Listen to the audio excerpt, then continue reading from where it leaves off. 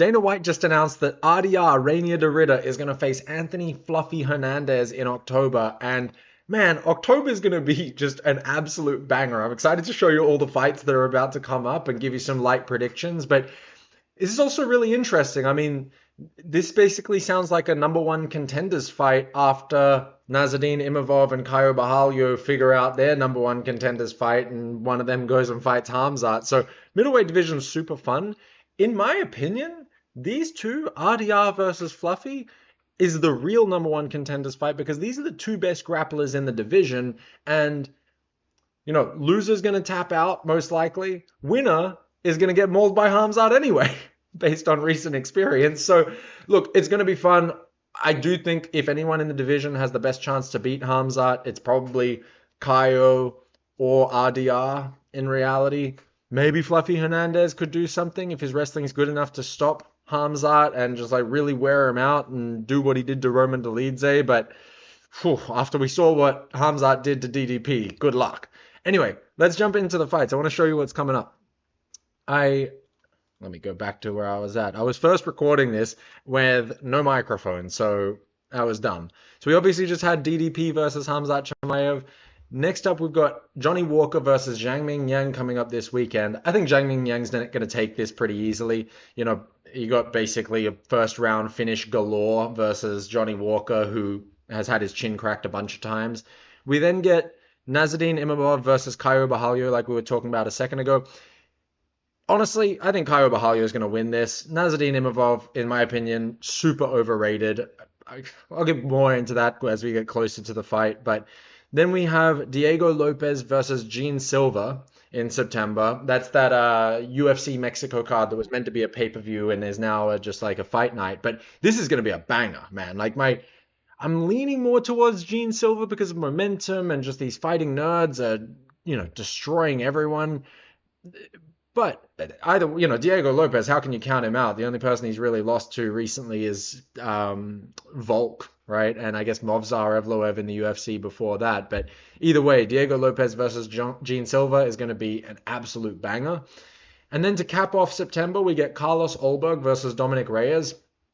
Also going to be another banger fight. This is basically like the number one contendership of light heavyweight. I'm really split on this. I don't know which way it's going to go. Who do you think wins out of Carlos Olberg versus Dominic Reyes? I'm genuinely curious. Moving into October. Okay, this is where it starts to heat up. I mean, September's fun. This is going to be a fun month coming up of fights. But October is going to be just if you're a UFC fan, whether you're a casual or a hardcore fan, this is going to be best month of UFC all year. So we get Magomed Ankalaev versus Alex Pereira 2, the rematch of Big Ank versus Chama. I don't know what to say about this one. Right now, my heart leans more towards Ankalaev. Not because I want him to win, I just have a gut feeling that he's going to win.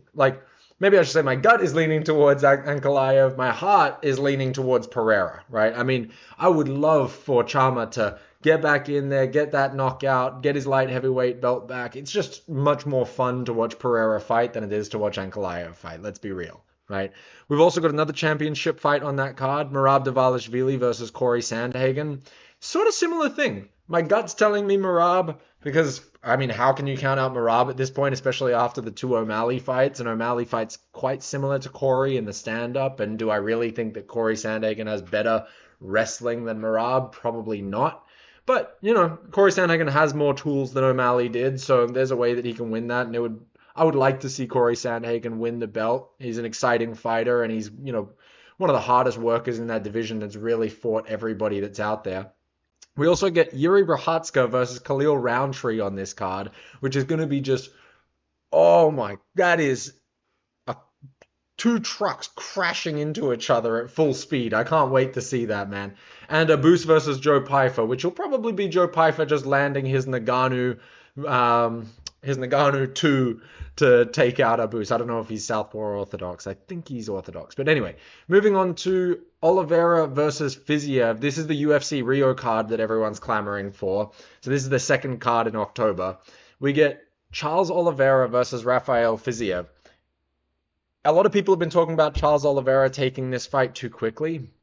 And I think that is true. This is way too quick after he just got flatlined by Ilia Topuria.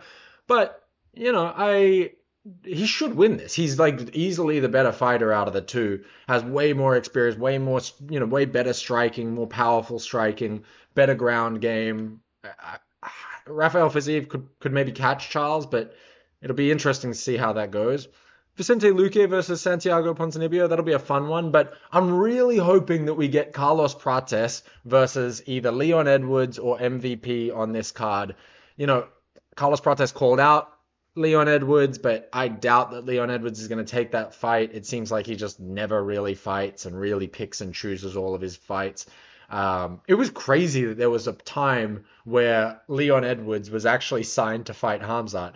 If Hamzat hadn't gotten sick at that moment, he would have destroyed Leon Edwards. Then Leon Edwards never would have become the champ at welterweight, and then it would have been a Hamzat Chimaev versus Kamaru Usman at welterweight 5-rounder. The fact that Hamzat got sick and, lost a 10-8 to COVID basically completely changed the trajectory of the welterweight division, the middleweight division. It was a big moment in the UFC when you look back on it, right?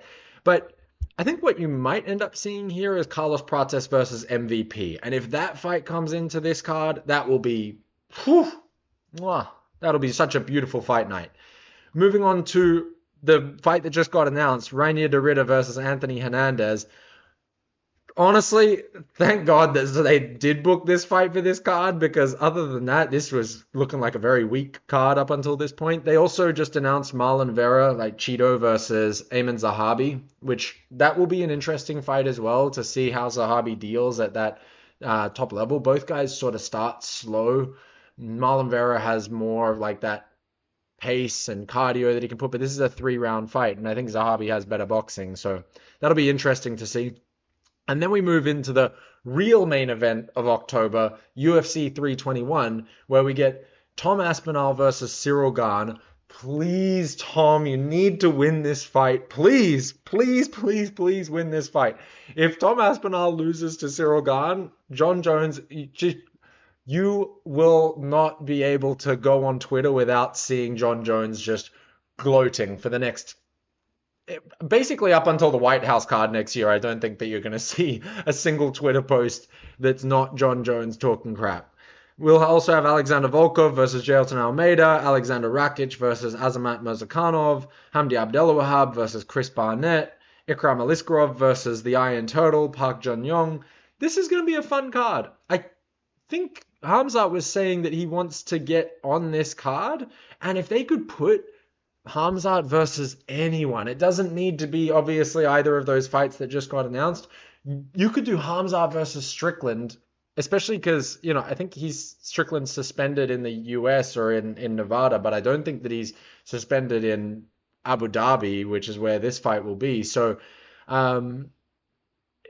if you could get Hamzat Chimaev versus Sean Strickland onto this card, this will be biggest card of the year by far. So, man, this is super exciting.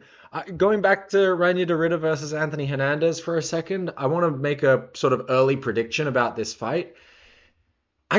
I'm leaning towards Anthony Hernandez here, just because of like the pace and cardio that he can put on. You could see that RDR in his fight against Robert Whittaker was starting to get tired. I also think that Fluffy has better wrestling than RDR, so he can control more of where the fight stays and avoid the jiu-jitsu of Reinier de Ridder pretty easily. It'll be interesting to see Fluffy take more of like a stand-up approach, which is probably what I think he's going to do.